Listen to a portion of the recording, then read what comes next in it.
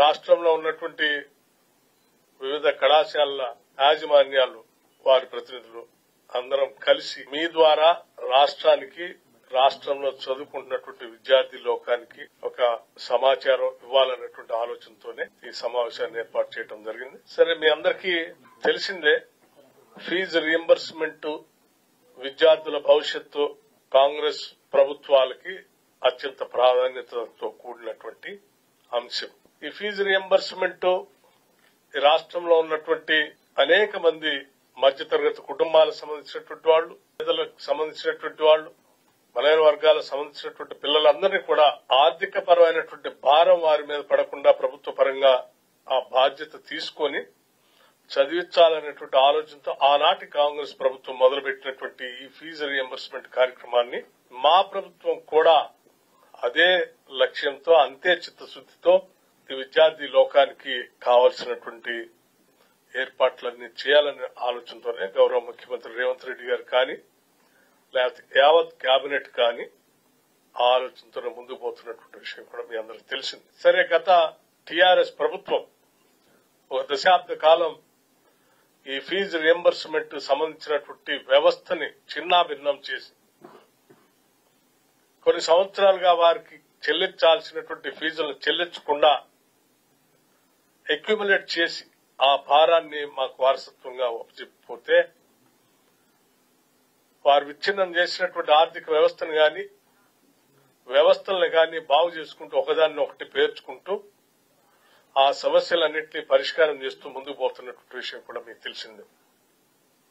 అందులో భాగంగానే ఈరోజు ఈ రాష్ట్రంలో ఉన్నటువంటి ప్రైవేట్ కళాశాల యాజమాన్యాలకు సంబంధించినటువంటి సమస్యల్ని, ఆయా కళాశాలలో చదువుకున్నటువంటి విద్యార్థుల భవిష్యత్తును దృష్టిలో పెట్టుకుని ఆ సమస్యని సానుకూలంగా పరిష్కరించాలని, అది భారమైనప్పటికీ ఇబ్బంది అవుతున్నప్పటికీ కూడా సానుకూలంగా వారందరితో చర్చించి విద్యార్థి లోక భవిష్యత్తును దృష్టిలో పెట్టుకుని వారి ఫీజు రియంబర్స్మెంట్ సంబంధించినటువంటి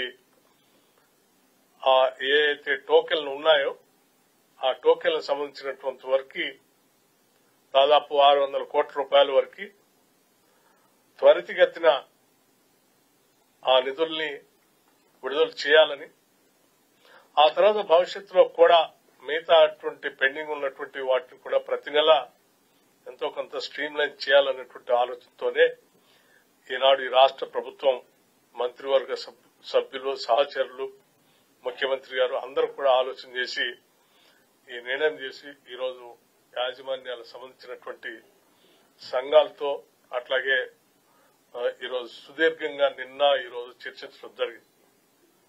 వారు కూడా సానుకూలంగా స్పందించి రాష్ట్ర ప్రభుత్వం చేస్తున్నటువంటి ఈ నిర్ణయాల్ని, ఆలోచనలు వాళ్ళు కూడా స్వాగతిస్తూ వారు ఇచ్చినటువంటి పిలుపుని, సమ్మెకు సంబంధించినటువంటి పిలుపుని విరమించడానికి ముందుకు వచ్చినందుకు వారికి కూడా నేను హృదయపూర్వకమైనటువంటి ధన్యవాదాలు, అభినందనలు తెలియజేస్తా ఉన్నాను.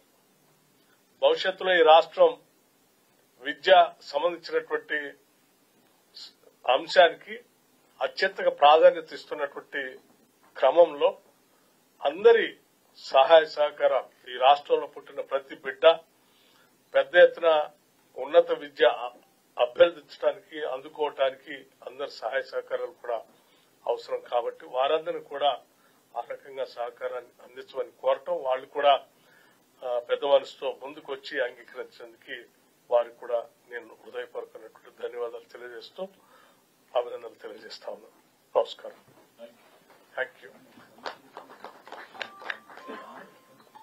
అట్లాగే సరే, యాజమాన్యం కళాశాలకు సంబంధించిన యాజమాన్యులు కానీ రాష్ట్ర ప్రభుత్వం కానీ ఒక ఆలోచన చేసింది. భవిష్యత్తులో కూడా ఈ ఫీజు రియంబర్స్మెంట్ సంబంధించినటువంటి అంశానికి సంబంధించి కొన్ని ఒక రకమైనటువంటి ఆలోచనలు కళాశాల యజమానులు రాష్ట్ర ప్రభుత్వం పంచుకోవాలనేటువంటి ఆలోచనతో ఉన్నారు కాబట్టి ఒక కమిటీ వేస్తే బాగుంటుందని వారు కూడా ఒక సూచన చేశారు. దానిపైన లోతుగా అధ్యయనం చేసి రేషనలైజేషన్ చేయడానికి కావలసినటువంటి సలహాలు, సూచనలు వాళ్ళు కూడా చెప్తా ఉన్నారు. ఆ రేషనలైజేషన్ కోసం కమిటీని వెంటనే వేయాలని చెప్పి కూడా రాష్ట్ర ప్రభుత్వం ఇప్పటికే రాష్ట్ర ప్రభుత్వ ప్రధాన కార్యదర్శి గారికి ఆదేశాలు ఇవ్వడం జరిగింది. వారు కూడా వెంటనే దానికి 2-3 రోజుల్లో సంబంధిత అధికారులతో ఒక కమిటీని రాష్ట్ర ప్రభుత్వం నుంచి ఉన్నతాధికారులు అట్లాగే కళాశాల యజమానుల నుంచి కూడా కొంతమంది ప్రతినిధులు అందులో పెట్టి ఒక కమిటీని ప్రకటన చేస్తారు. నమస్కారం.